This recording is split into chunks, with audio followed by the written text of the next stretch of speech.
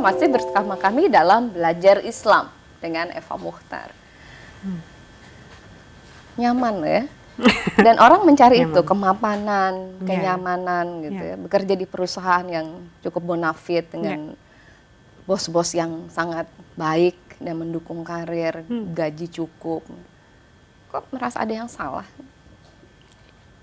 Iya, saya juga tidak tahu sebetulnya apa yang terjadi saat itu. Cuman ketika itu saya hanya merasa ada sesuatu yang salah dan saya ingin tahu apa. Saya ingin tahu apa, jadi yang saya tahu saat itu saya hanya tahu saya perlu berhenti. Saya perlu berhenti, kan kehidupan semua tahu lah ya, kalau di Jakarta itu seperti apa ya kalau kehidupan profesional. Jarak dari kantor ke rumah aja itu udah satu perjuangan tersendiri kan biasanya. Jadi ya, dan saya sangat aktif secara sosial juga, jadi networking tuh jalan terus. Jadi dari pagi sampai malam itu ngebut terus. Saya tuh benar-benar ngerasa saya perlu berhenti. Apanya yang merasa hilang? Orang selalu bilang katanya orang Jakarta ini masih kurang sibuk, udah kena macet berjam-jam ya di jalan, kemudian harus melakukan social networking juga lewat media gitu, bisa juga bahkan kemudian bertemu dengan teman-teman, tapi masih kurang sibuk. 24 jam katanya kurang untuk orang kota besar seperti Jakarta. Bagi seorang Eva Muchtar, apa yang hilang dari begitu banyak orang mengejar untuk bisa mengisi hari-hari dengan rutinitas yang luar biasa, sahabat-sahabat yang luar biasa? Kenapa harus berhenti?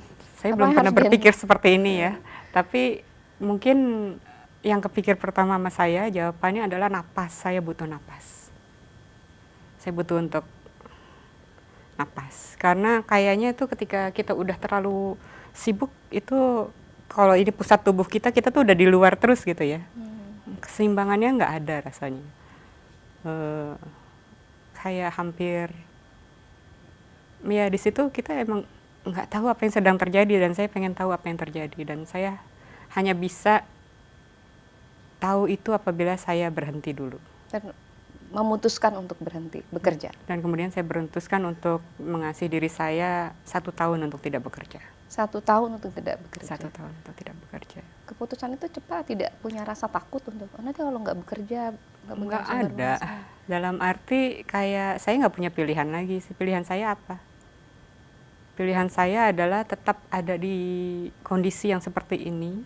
Kalaupun saya, misalnya solusi yang saya berikan kepada diri saya pindah kerja gitu, saya akan tetap dengan ritme saya itu. Sementara yang saya inginkan bukan itu.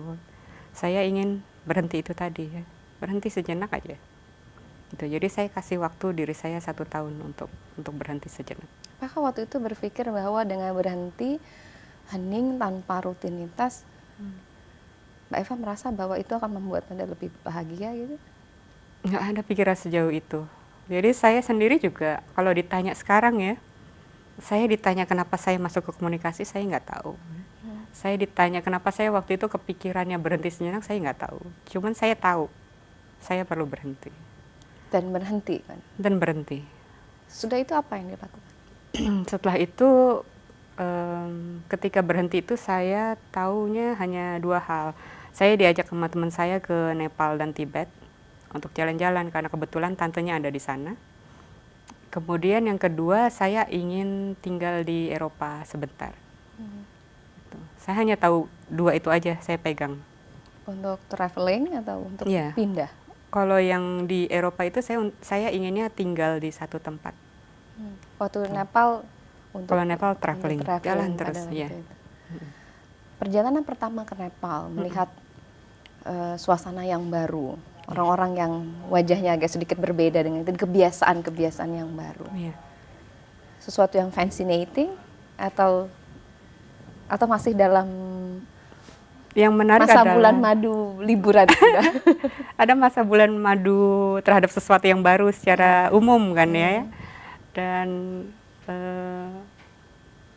fascinating sekali ya. Kalau misalnya ngelihat Nepal itu kan, itu negara kecil dengan tingkat ketinggian yang banyak perbedaannya. Dari subtropis, dari Kathmandu itu 800 sampai ke Mount Everest yang tingginya 8.000. Jadi ketika kita berjalan, itu setiap hari melihat pemandangan yang berbeda. Karena kita naik terus kan. Jadi yang tadinya ada pohon-pohon, lama-lama pohon-pohonnya kecil-kecil, lama-lama gurun pasir, lama-lama salju. Itu emang luar biasa di situ. Ketika pulang tapi masih tetap aja ada rasa yang pasti rasanya lelah sekali karena perjalanan sekian lama ya secara fisik, tapi juga masih tetap ada yang kosong. Dan kalau saya kilas balik, saya rasa waktu itu gaya saya tuh masih gaya saya di Jakarta. Dalam arti satu hari itu saya harus penuh kegiatan, saya nggak bisa berhenti. Pagi bangun, makan, jalan sampai sore, itu semua harus penuh. Setiap hari itu kita harus ke sini, kita harus ke situ. Ke sore datang malam menjelang, besok apa ya agendanya? Iya, semua planning, semua dengan segala macam perencanaannya. Jadi secara ritme saya masih sama saja, walaupun pemandangan yang seindah itu ya, dan saya sangat mengapresiasi itu ya, bersyukur punya kesempatan. Tapi tetap sih ketika itu saya menyadari bahwa ritme saya itu saya bawa juga ke sana. Ritme hidup itu? Ritme hidup saya itu saya bawa ke sana. Pemirsa, kemudian Mbak Eva memutuskan untuk benar-benar pindah hijrah ke Spanyol. Pindah bukan hanya untuk traveling, tapi benar-benar memindahkan fisik dan jiwa ke Spanyol. Berapa lama tinggal di Spanyol? 6 bulan. 6 bulan? 6 bulan. Tinggal 6 bulan? Tinggal 6 bulan.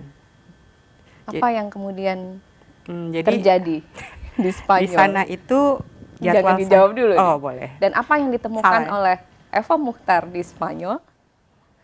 Dan bagaimana ini kemudian mempengaruhi perjalanan beliau selanjutnya? Dan kemana-mana pemirsa, tetaplah bersama kami dalam Belajar Islam.